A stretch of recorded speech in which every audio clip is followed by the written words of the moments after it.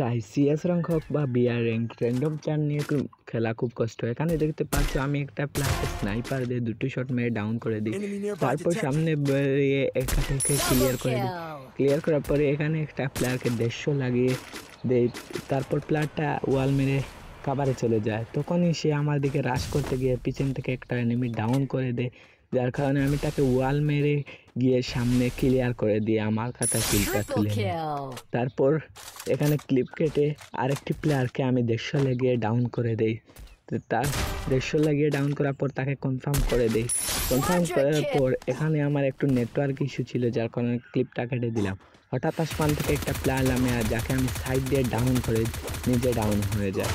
তখন এনিমিটি আমাকে ক্লিয়ার নেওয়ার চেষ্টা করেছিল কিন্তু পানি নেই। আমি হরিজিলাইন মেরে এখানে রিভাইভ হয়ে গেছি। রিভাইভ হওয়ার পর আবার ওয়াল মেরে তাকে ক্লিয়ার করতে গিয়ে সে আমাকে M2 ডাউন করে দিতে হবে। আমি ডিমিট্রি লাগিয়ে এখানে রিভাইভ হয়ে যায়। তারপরে এই প্লেয়ারটাকে উঠে কনফার্ম নিয়ে সামনের প্লেয়ারটাকে 150 লাগানোর চেষ্টা করি কিন্তু পারি না।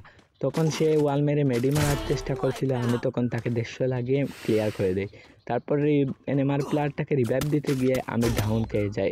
এখান থেকে দেখবেন র্যান্ডম প্লেয়ারদের খেলা। এখানে আমি ক্লিয়ার হয়ে যাই। এই প্লেয়ারটার কাছে দেখতে পাচ্ছেন 1700 টোকেন। সে যখনই লুট করতে বসছিল সারা ম্যাচ সে এইখানে লুট করতে করতে শেষ করে দেয়। এখানে আমার 1 নম্বর টিমমেট ফাইটও চলে যায়, যাকে সে চাইলে ইজিলি কাভার দিতে পারে, ওর পিছনেই সে, কিন্তু না, সে লুট করবে। লুট কিং সে, এত লুট নিয়ে কি করবে ভাই, অর্ধেক ম্যাচ শেষ হয়ে গেছে তারপরেও সে লুট করতেছে। তখনই আমার 1 নম্বর টিমমেটটা ডাউন হয়ে যায়, কনফার্ম করে দেয় সেই প্লেয়ার।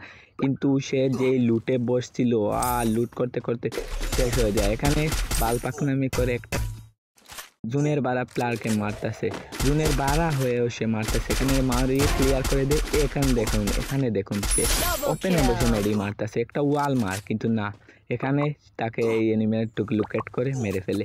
ইজি বুঝা হতো যদি সে আমাদেরকে রিভাইভ দিত।